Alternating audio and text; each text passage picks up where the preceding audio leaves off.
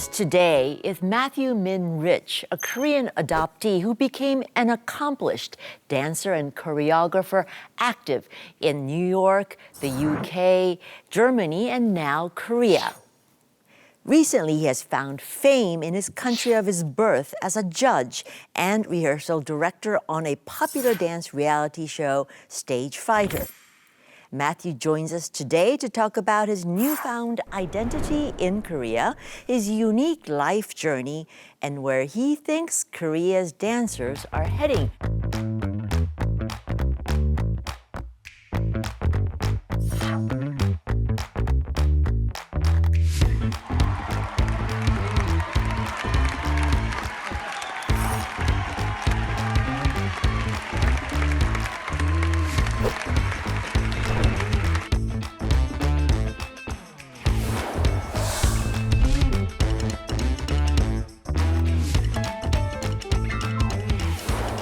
Welcome to the Globalist, Matthew. Hello, and thank you for having me. You know, your career is quite extraordinary. All of the major names in dance. You are a senior rehearsal director in one of Britain's oldest dance companies, Rambert. But before, you were dancing all around the globe. You were with the Korean National Contemporary Dance Company, Ballet of Difference in Germany, and then, of course, the Cedar Lake Contemporary Ballet, the legendary ballet in New York. And now you are in Korea. You are a senior rehearsal director and guest judge on this dance survival show, Steajifighter. How did you decide to take on this new challenge?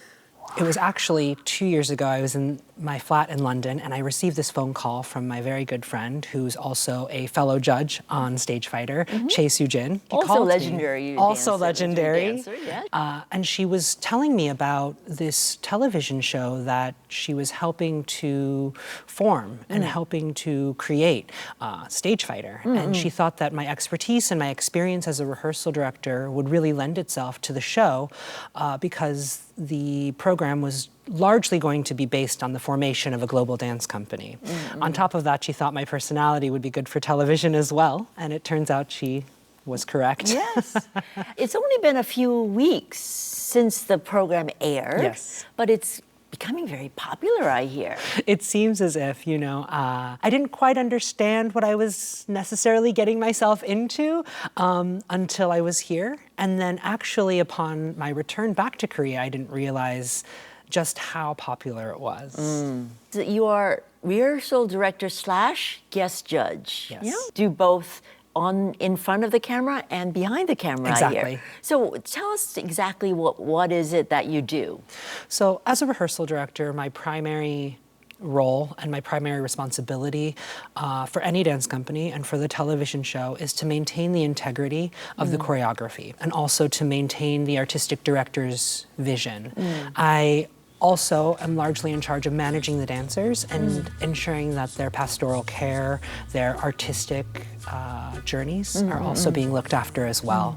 So I feel as if in the role of rehearsal director, I'm very much a bridge. I bridge the gap between dancer and audience and director and choreographer. Yeah. And you do that really well because you were most of those roles. You played most of those roles, so you understand where everyone's coming from. Exactly. That's a big part of what my role is as a rehearsal director, is understanding what the goal is and understanding how to get everyone to that goal.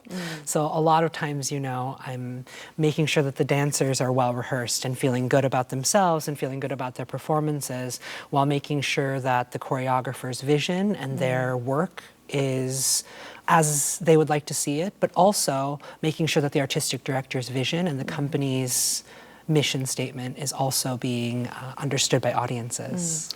But you have been a rehearsal director in other countries for other dance troupes. How does your experience in the past compare or help you in your current role as the rehearsal director in the Korean program? As a rehearsal director, I feel like I'm always learning. So when I was working with dancers in the UK or dancers in America, I'm very much understanding how they work and understanding how they want to be collaborating in the space. And the same goes for the dancers in Stagefighter. I need to understand what their goals and ambitions are to be able to help them. The major differences that I feel throughout are not necessarily by country. It's very much about the group of dancers that are on the floor and what they need in that moment. So you're very in the moment and you're connecting with the dancers. Yes. The dancers that you help and you judge are young male dancers in the classical arena, and it must bring back a lot of memories about when you were at that phase of the dancing development. It really has. It was interesting, you know, those first few episodes where we were doing the technique assessments. Watching those physical assessments, I was instantly transported back to when I was an 18-year-old dancer. I began training and studying dance in Las Vegas, Nevada at a competitive dance school. Primarily training in jazz and tap, some ballet, lyrical, musical theater as well. But it wasn't until I was 18 years old that I realized that formal education and sitting in a desk and learning about dance was not necessarily the most motivating for me.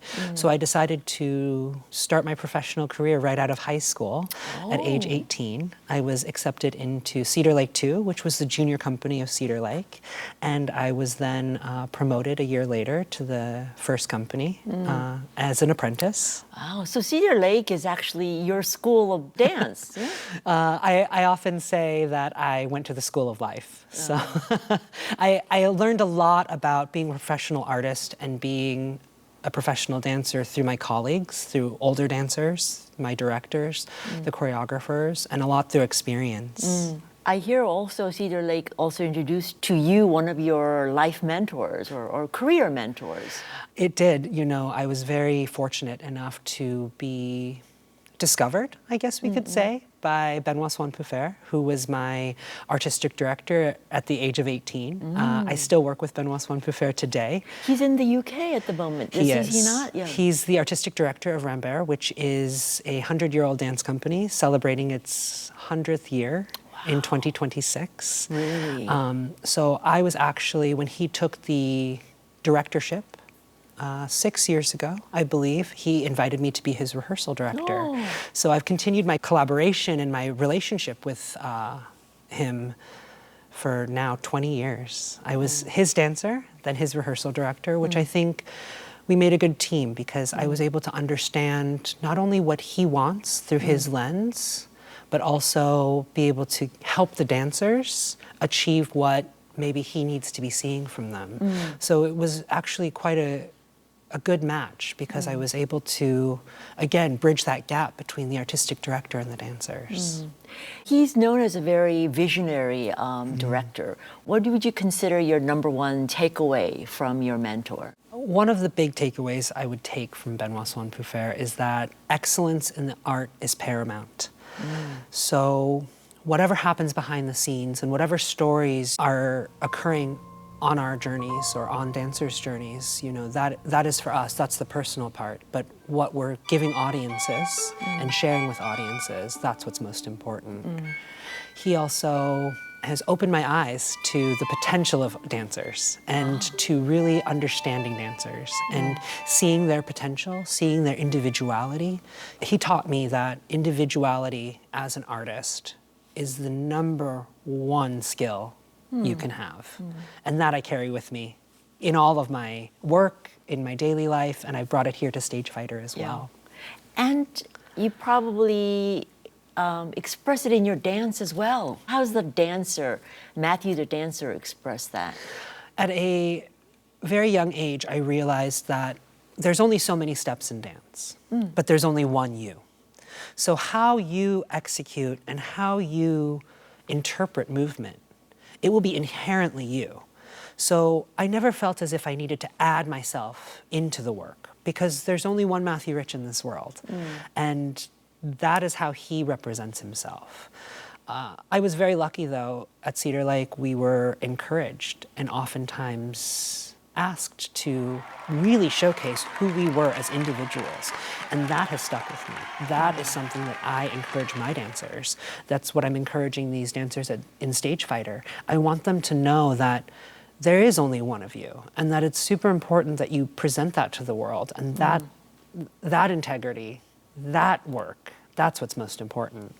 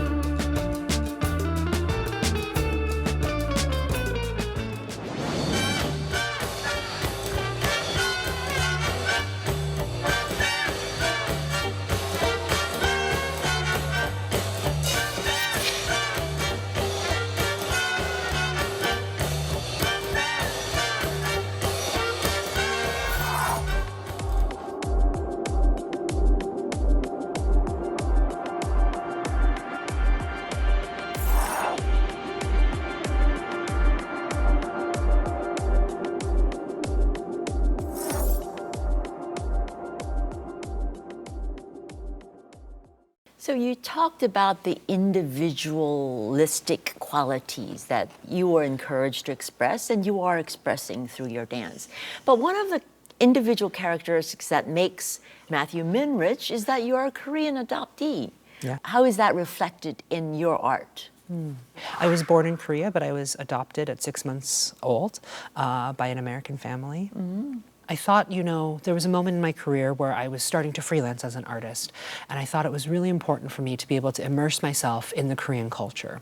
And so to come here, to live, to understand what it was like to work, to be a Korean in society, it was important to me. I had the luxury and opportunity to work with so many dancers all over this globe, from Spain and Australia and America and Britain. I worked with all of these different dancers in my home, in America. And so what I wanted to do is I wanted to take a leap and work in an environment where I didn't speak the language, I didn't know the culture, and to be a little uncomfortable and to face that. And that was Korea?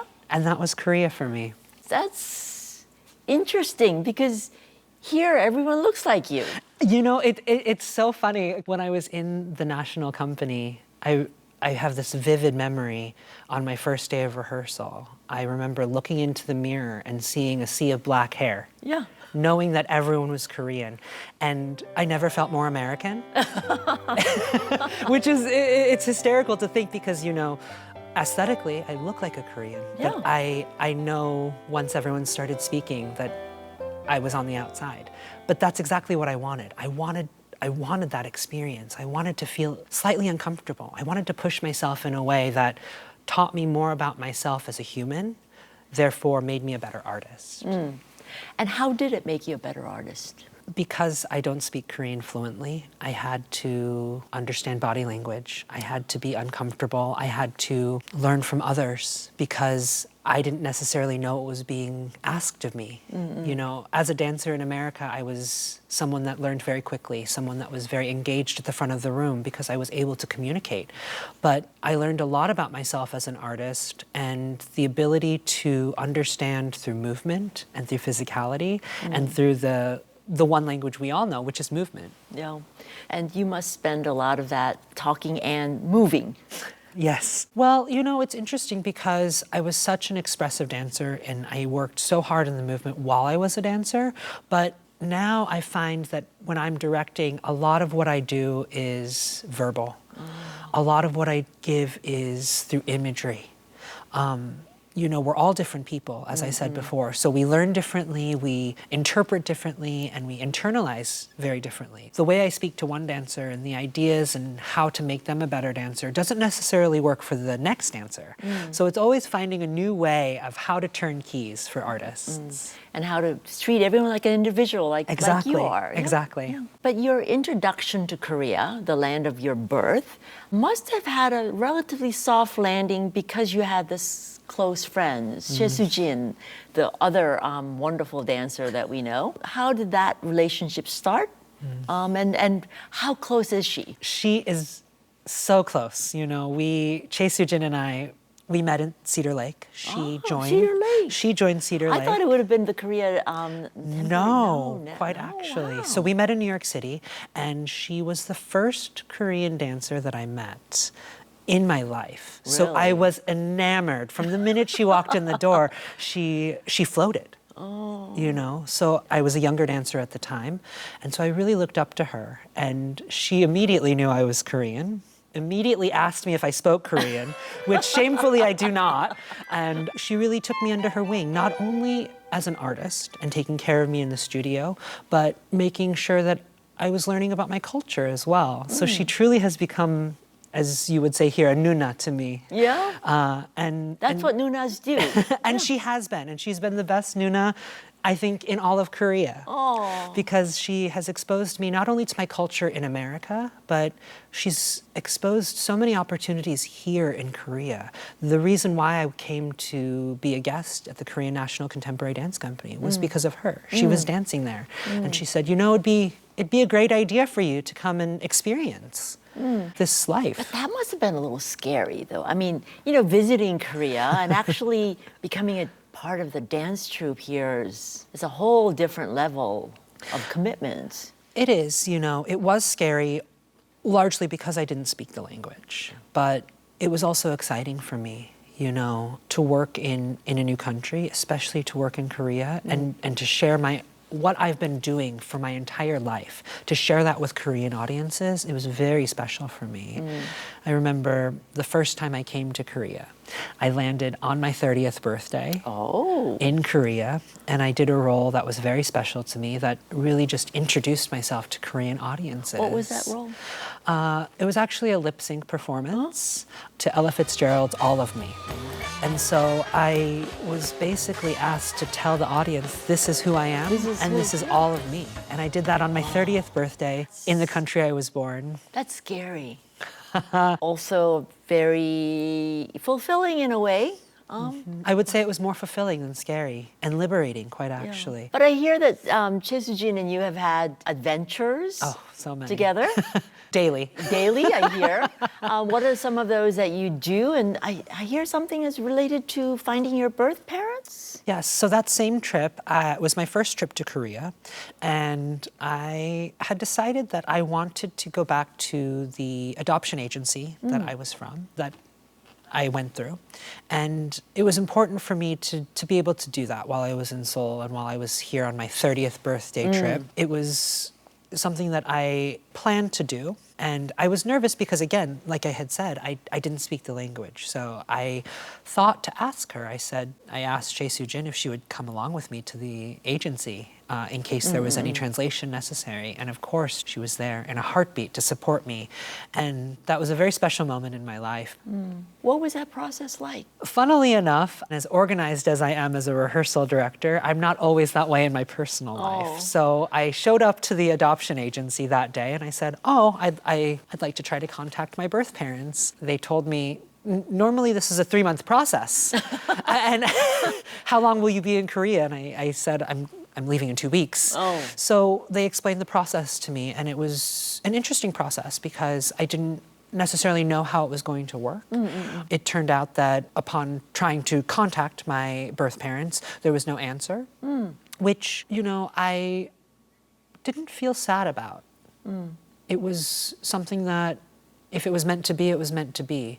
I tell a lot of people that ask about my adoption with curiosity, I say, I know where my parents are, and they're in America.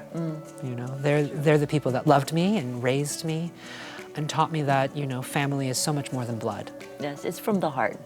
Truly, it really is, I oftentimes say to my dancers that now they're part of my family and my dance family. And I feel very strongly about that. I think because I was an adoptee, knowing that blood doesn't make us family, but our common goals, our common interests, our love for one another, that's what makes us family. So I always say that I have a very large family around this world. Well, you are very lucky. I'm very lucky, Fortunate very at that. fortunate. Yes, for that. About your new family of young dancers, they're all in the classical world, ballet. Do you find that classical dancing in Korea has not been really given the attention that it deserves? You know, it's interesting because I do feel with companies like the Korean National Contemporary Dance Company that there is support from the government and from the public for classical dance.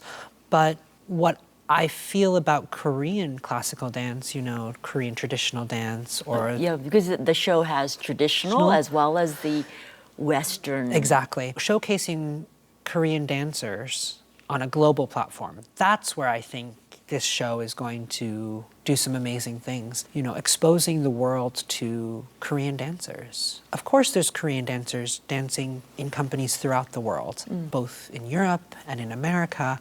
But what I think will be special is that it's a full company of Korean dancers showcasing 3 different genres, but working together to show their art. And so far, our dancing shows have been about females and about street dancers, you know, related more to the K-pop arena. This is a whole new world. How do you feel about exposing this part of the Korean dancing community? In America, K-pop and the idols are very popular, so America is looking to Korea. So I think right now is a really great moment for Korea to also highlight and focus on classical dance, because it's a moment that we can not only share Korean dance and in its classical form, but we can also show dance in its classical form to a larger platform of audience. And how do you see these young dancers in terms of their skill, mindset? You know, I know you see some of yourself in them. 100%. Yes, but as someone who's grown up in a different environment, how do you see them as their level of development in Korea? It's interesting because now, as a rehearsal director, I have a very discerning eye. I have to see a dancer, I have to see what their successes are, but I also have to see where their failures are. And getting to know an entire culture of dance has been really interesting to me. You know, their level is very high, their work ethic is second to none. You know, I see these dancers on the television show and they're working tirelessly, long hours and producing such great work. So I would definitely say that Koreans have such a strong work ethic, as I've always known. But the major differences that I see are largely within the society of the company and within the culture of the company. I feel as if the collaboration between dancers is very similar to how I see the cultural society in Korea in terms of age, where a lot of the times decisions are made by older dancers and answers are given by older dancers. Seniority. And that is something where it exists in other companies and other countries for sure, but I definitely think that, you know, in America and in the UK, I feel like young dancers have louder voices. So I've been trying to encourage the younger dancers in Korea to know that they have a voice and that their artistic voice is just as valid as someone that's older than them. That's difficult because I think that it's so ingrained in the society. And so to be able to leave that at the door when you walk in the studio, I think that's different for them and that's difficult. Do you think in the world of classical ballet, you're going to see stars coming up, possibly from your little group in season 1 or any season in the future? I definitely think so. You know, there's so many dancers on our television show that have incomparable star quality. Globally. You know, it doesn't matter if you're in Korea or if you're in Australia or if you're in America, a good dancer is a good dancer. And ultimately, it's not about the steps, it's not about the physicality, but it's about the storytelling and the relatability to audiences. And I think that there's definitely a lot of potential for Korean dancers to make a mark globally.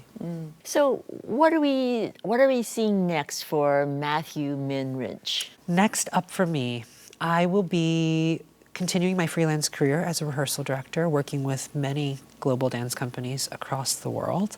I'm also going to be moving more into movement direction, hopefully working with, you know, choreographers on movie sets, or I would love to work with K-pop idols and rehearse them to see what could be transferable from my skill set. You hope you have a wonderful complete of the season of Stage-fighter. Oh, thank you so much for having me. It's been an honor and a privilege to be here. Thank you. Thank you. And that's it for me. I'll be back next week with another globalist who's putting Korea on the map. Sun Jie out.